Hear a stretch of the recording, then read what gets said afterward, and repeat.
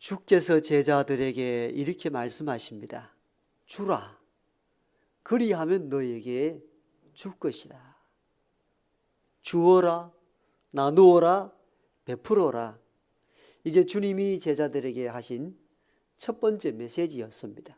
주라, 주어라, 나누고 베풀라. 이렇게 명령조로 하신 의도가 무엇이겠습니까? 너희들이 잘 주지 않는다는 것을 의미하기도 할 겁니다. 그래서 주라고 명령하신 것으로 보여집니다. 사람들은 받는 데 익숙합니다. 주는 데에 습관화되어 있지 않습니다. 항상 얻고 받고 챙기는 것에 익숙한 것이 인간의 습성입니다. 이걸 아셨든지 주께서 제자들에게 이젠 주라, 주어라 이렇게 명령합니다. 복음서에 보면은 떡 5개와 물고기 2마리로 5,000명 먹이는 기적의 사건, 오병이어 기적의 사건이 일어났죠. 그 다음 날이 되자 많은 사람들이 바다 건너까지 간 주님을 찾아가기 시작합니다. 수없이 많은 무리들이 자기에게로 온 것을 본 주께서 그 무리들에게 이렇게 말씀하죠. 너희가 나에게 나온 것은 떡을 먹고 배부른 까닭이라. 어제 오병이어 기적을 일으켜서 떡을 맛본 이들이 수없이 나에게 나온 그 이유는 내게 생명의 떡을 구하고자 온 것이 아니고 육신의 몸을 채우는 떡을 먹고 배부르게 하기 위함으로 내게 나왔구나 이렇게 말씀을 하시죠. 이 대목을 보아도 당시에 죽기로 나온 많은 무리들이 뭘 얻을까? 내가 좀 더 뭘 챙길까? 이런 인간의 모습을 가장 잘 보여주는 대목이라 이렇게 볼 수가 있습니다. 또 사도행전 3장에 보면은 베드로와 사도 요한이 성전으로 기도하러 갈 때에 성전 문 앞에 구걸하고 있던 안전병이를 향하여 우리를 보라 할 때 안전병이가 이렇게 말을 합니다. 무엇을 얻을까?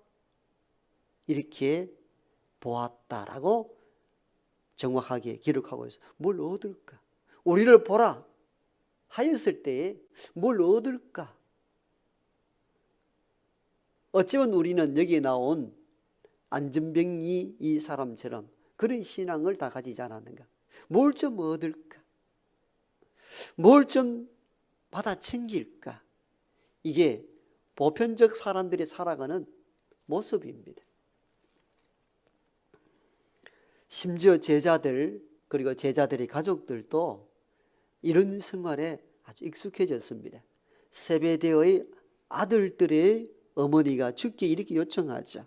주님, 우리 2 아들 중에 한 아들은 주님의 좌편에 하나는 주의 우편에 앉게 하소서.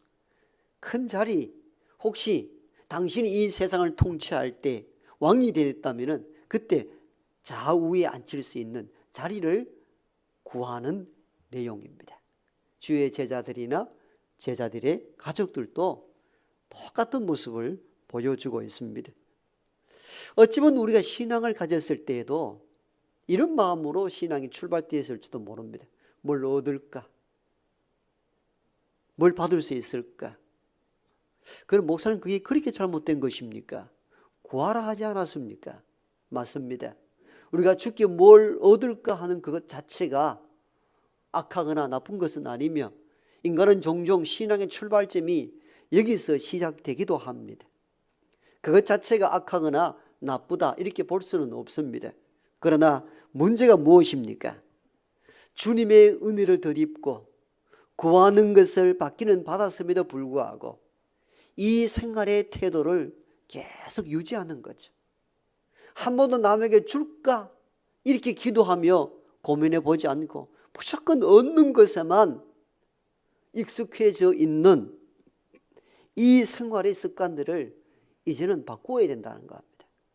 그래서 자기에게 나온 제자들과 무리들을 향하여 여러분들 이제 주십시오. 나누십시오. 베푸십시오. 주라. 그리하면 너에게 줄 것이니. 너희가 얻기를 원하느냐? 그럼 먼저 베풀고 나누고 줘보라는 겁니다. 그래서 주라. 왜 주라 했겠어요? 너희들 몸에 배어 있는 생활의 습관이 항상 얻기만을 위하여 일생을 살아왔다면 너희가 이제 내 제자가 아니냐? 그렇다면 예수의 제자로서 어떻게 살아야 하는가? 이제는 베풀고 나누고 주라는 겁니다. 이게 몸에 배이도록 해야 된다는 겁니다. 생각을 바꾸라는 것이죠.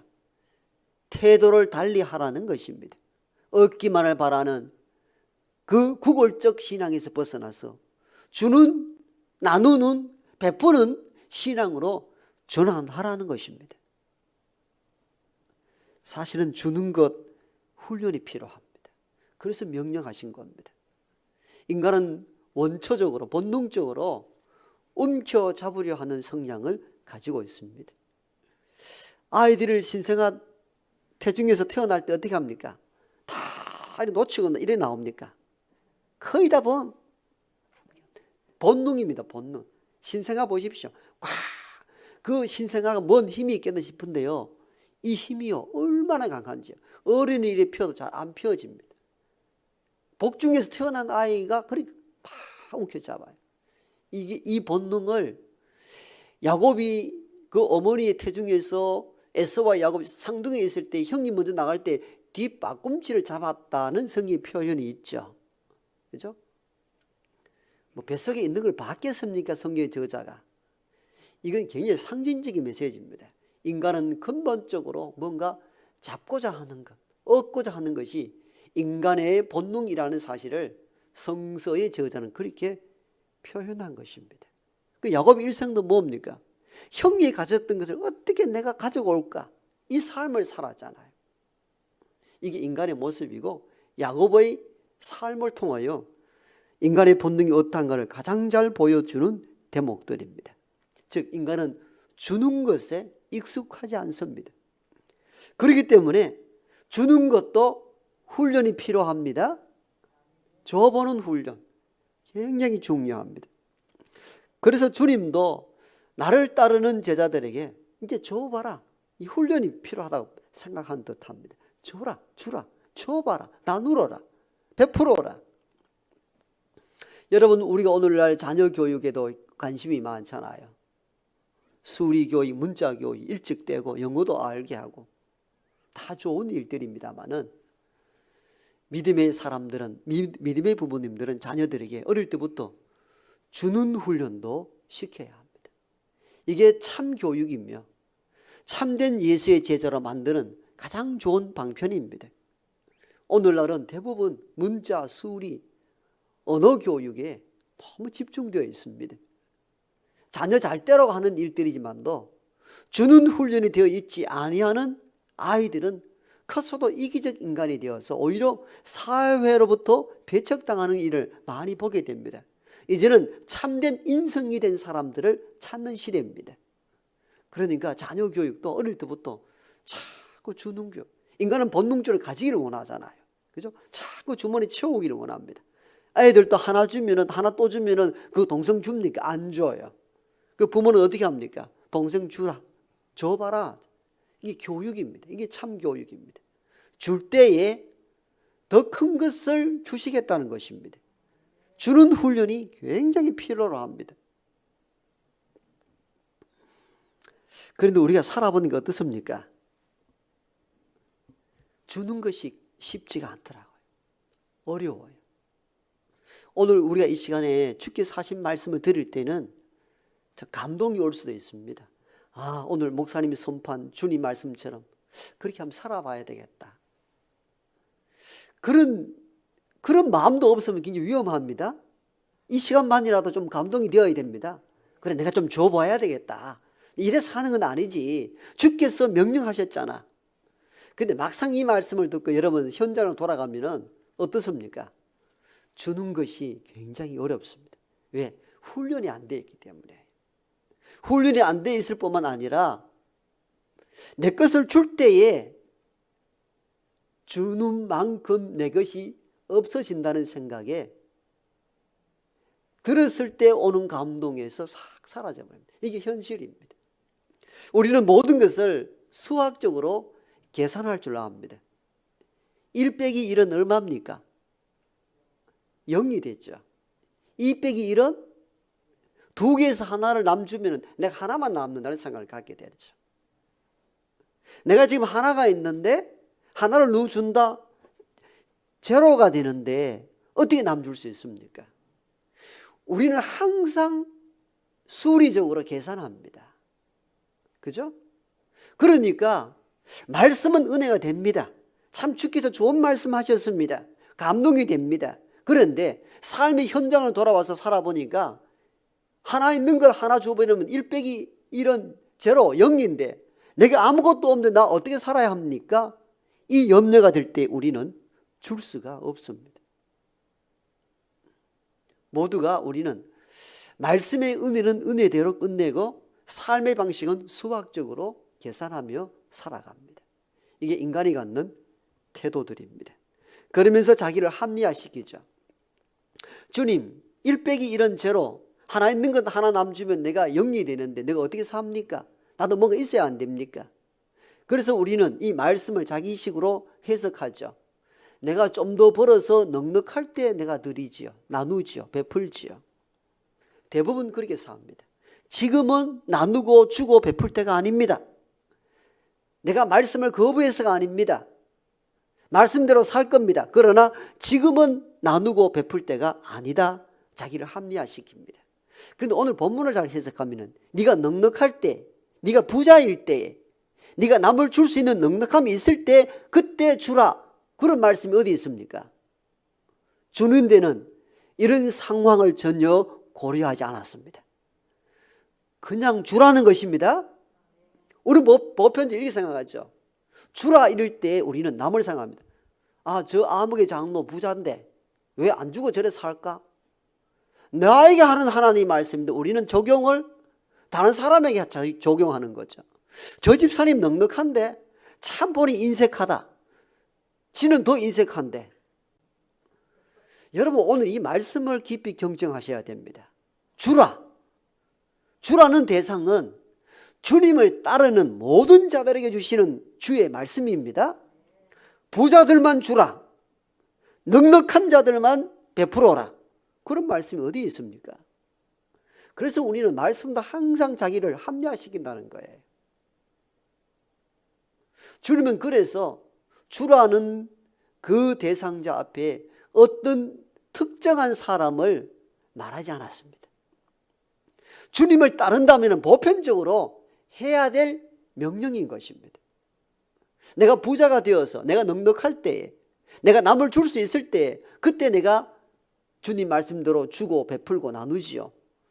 그런 말씀이 어디에 있습니까? 그건 우리의 해석일 뿐이고 자기 합리화를 위한 변명에 불과합니다. 줄 수 없는 이유가 바로 내가 주면은 주는 만큼 내게 손해가 되고 내 재산이 줄어든다는 생각, 두려움 때문이죠. 그래서 우리는 저와 여러분 마음은 다 똑같을 거예요. 나 정말 남에게 베풀고 주고 싶은 삶을 살아요. 그 마음은 예수님을 따른다면 대부분 다 갖는 마음입니다. 그런 마음 없다면 그건 굉장히 위험한 사람이고 보편적으로는 이 마음을 가지고 있습니다. 좀 주면서 인생을 살아야 되겠지. 그런데 주님 지금은 아닙니다. 나를 아시잖아요. 내가 가난합니다. 내가 어려운데요. 지금 어떻게 남에게 베풀고 줄 수 있습니까? 여러분, 그런 염려와 근심 속에 빠져 있는 사람들은 이 말씀을 경청할 수 있기 원합니다. 주라. 그리하면 너희에게 줄 것이니 누르고 흔들어 차고 넘치도록 너희에게 주실 것이라. 아멘. 우리는 뒷말씀만 좋아하죠. 준다니까. 차고 넘치도록 주신다고 하니까. 이 말씀을 잘 이해하셔야 합니다. 나 지금 줄 수 있는 환경이 아닙니다. 나 지금 가난합니다.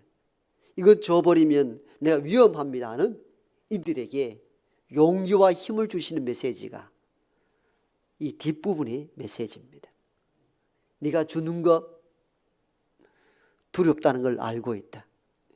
네가 하나를 주면은 하나밖에 없는데 내가 0이 되는데 어떻게 살아갑니까? 라고 걱정되지. 염려치 말아라. 줘봐라. 줄 때에 차고 넘치는 은혜와 복을 주시겠다는 겁니다. 해보라는 것입니다. 네가 계산하느냐? 주님은 우리를 알았습니다. 저는 이 본문을 읽고 얼마나 놀랐는지. 38절 하반절에 너희의 헤아리는 것으로 나도 너를 헤아리겠다는 겁니다. 이 말씀은 뭘 의미하냐? 네가 계산하느냐?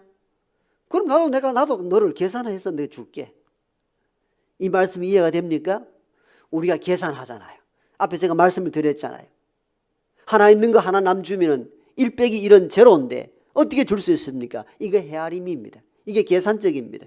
우리 모두가 주님은 우리 마음을 아셨습니다.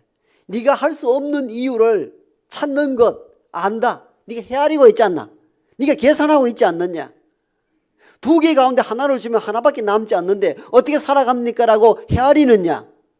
헤아리고 계산한다면 나도 너에게 헤아리고 계산할게.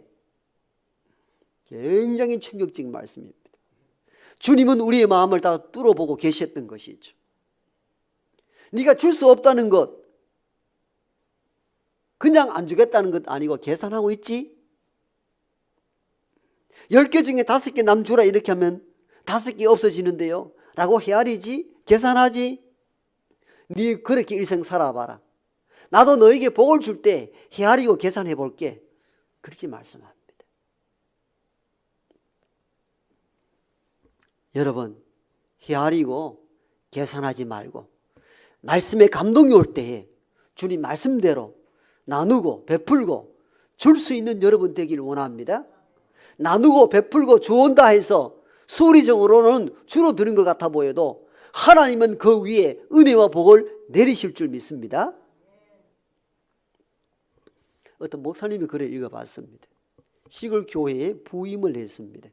부임을 했더니 장로님들이 목사님 우리 교회가 이제껏 이렇게 살아왔습니다. 그러면서 장부를 내놓는데 여러 도시 교회에서 지원해 주어서 교회가 몇 년 전부터 자립을 했다는 겁니다. 앞전에 목사님이 도시 이 교회 저 교회 다니면서 농촌교회 어려움을 이야기하고 그래서 지원을 받아서 자립을 하게 되었습니다. 목사님 이전 목사님 가시고 새로운 목사님 오셨으니까 우리와 함께 우리를 지원해 준 교회에 부임 인사도 할 겸 감사의 말씀을 드리고 옵시다. 그럽시다. 그래서 농산물을 챙겨가지고 우리를 지원해 준 도시교회를 쭉 찾아다니면서 그동안 이 어려운 미자립 농촌교회를 도와주셔서 고맙다고 인사를 다 돌고 교회로 돌아왔습니다. 부임한 담임 목사가 장로님들에게 선포를 합니다. 장로님, 제가 이렇게 인사를 쭉 다니면서 느꼈던 마음이 이렇습니다. 원래는 이렇게 하더라도 내년부터는 모든 도시교회에 지원을 중단했으면 좋겠습니다. 목사라서 자존심도 상하였고 언제까지 우리가 받기만을 하는 교회가 되어야 되겠습니까?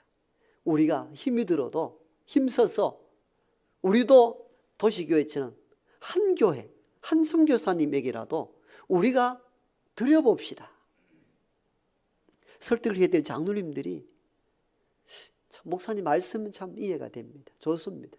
그런데 당장 끊어버리면 앞으로 교회가 어떻게 될 겁니까? 그러다 목사님의 뜻이 워낙 완고하고 설득을 말씀드렸더니 힘들지만도 목사님 뜻이 그렇다면 그리 해봅시다. 그리고는 또 정교인들에게 강구를 했습니다. 몇십 명 되지 않은 시골 교회 교인들에게 내년부터는 모든 도시교회의 지원을 잠정 끊겠습니다. 그리고 우리가 힘들지만 한 교회라도 한 선교사라도 돕는 교회로 바꾸겠습니다. 교인들이 쑥덕쑥덕 됩니다.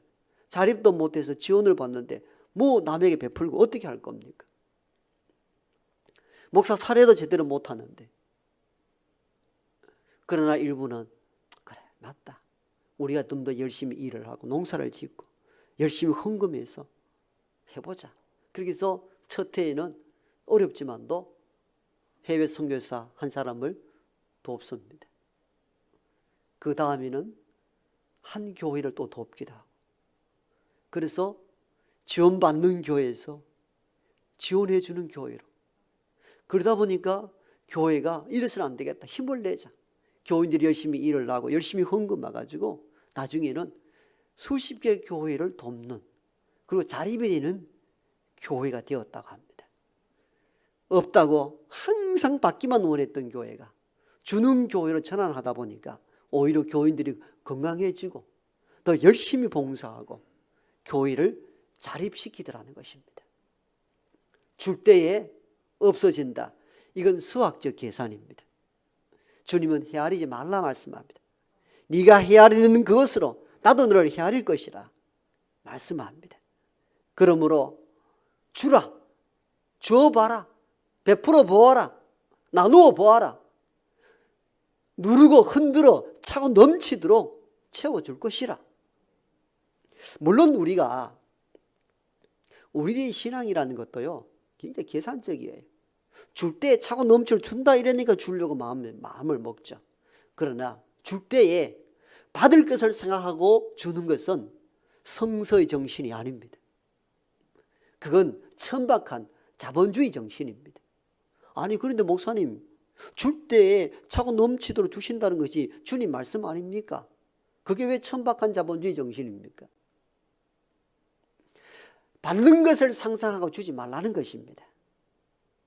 앞에 말씀드린 것처럼 네가 주라, 그래야만 차고 넘치도록 주신다는 이 말씀은 줄 때 많이 받기 때문에 주어라 이런 것이 아니고, 줄 때에 모자라고 줄 때에 없어지는 것이 아니고 차고 넘치도록 주실 것이니까 용기 갖고 해보라는 것입니다. 그 말씀인 것입니다. 주면 받는다는 이 조건적인 상황에서 주는 것은 성서의 정신이 아닙니다. 그 잘못된 방향입니다. 어떤 것이 내게 주어지지 않는다 할지라도 주어보라는 거예요. 이 마음으로 주면은 차고 넘치고 흔들어 채우도록 주시겠다는 겁니다. 아멘입니까? 하나 있는데 하나 줘버리면 0이 된다. 그래도 줘보라는 거예요. 주님이 어떻게 역사하는지 경험해 보라는 것입니다. 바로 차고 넘치도록 채워주신다는 이 의미는 네가 줄 때에 모자라지지, 줄 때에 없어지지, 그것 때문에 벌벌 떨고 있지 마라. 하나님은 그 이상으로 채워줄 것이니까 염려치 말고 한번 해보라는 것입니다. 우리가 어린아이를 양육해 보면 그럴 때가 있죠. 큰아이에게 선물을 주고, 그럼 또 동생이 하나 주면 힘센 놈이 그까지 하나 빼앗죠. 그래 안 놓으려 합니다. 2개 다 잡으려고 그랬죠. 근데 부모가 억지로 줘보라 합니다. 주면은 아이는 웁니다.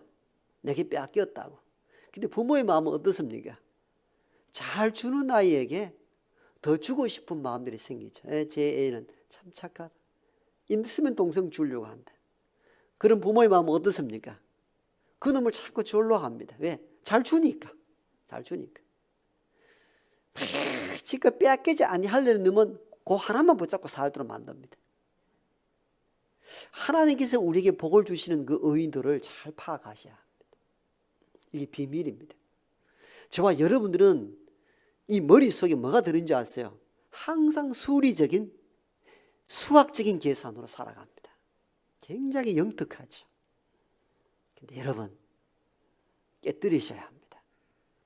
수리적 수학적 계산을 넘어서 하나님의 말씀이 여러분을 지배할 수 있는 삶을 살아야 합니다. 내가 수학적으로는 분명히 없어지는데, 그래서 신앙은 수학적인 것이 아니에요. 수학은 1 빼기 1은 제로입니다.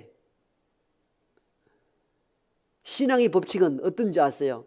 1 빼기 1은 2가 되기도 합니다. 3이 되기도 하고 10이 되기도 합니다. 아멘. 이게 신앙의 법칙입니다. 놀랍지요. 오늘 본문에 보면은 여러분 수학적 계산하면 이 수리적으로는 안 맞는 말씀이죠. 주라. 그럼 차고 넘쳐 주시겠다는 그 얘기거든요. 수학적 공식을 설립하면 1 빼기 1은 10이 된 개념을 가지고 있는 본문입니다.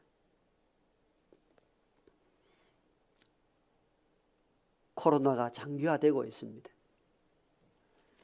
어떤 이들은 더 이상 버틸 수 없어서 생명을 중단하는 이들도 생깁니다. 우리 주변에 일들이기도 합니다. 참 힘들고 어려운 시절을 보냅니다. 이때 기독교 교회, 기독교 교인들이 곳간에 잠겨 있는 것이 있으면 곳간을 열어서 이 사회에 이 어려운 이웃들에게 줄 수 있어야 합니다. 이게 교회입니다. 교인들은 이런 마음의 태도를 가지고 있어야 합니다. 정부의 재정을 푼다, 풀지 않는다 이런 것도 얘기가 많은데 대형 교회를 중심으로 한 교회의 재정을 파악해 보면은 곳간에 쌓인 것이 많습니다. 농어촌 교회, 미자립 교회 월세 감당치 못합니다. 내 아는 후배 몇 분도 문을 닫았습니다. 그리고는 택시 드라이브 하기도 합니다.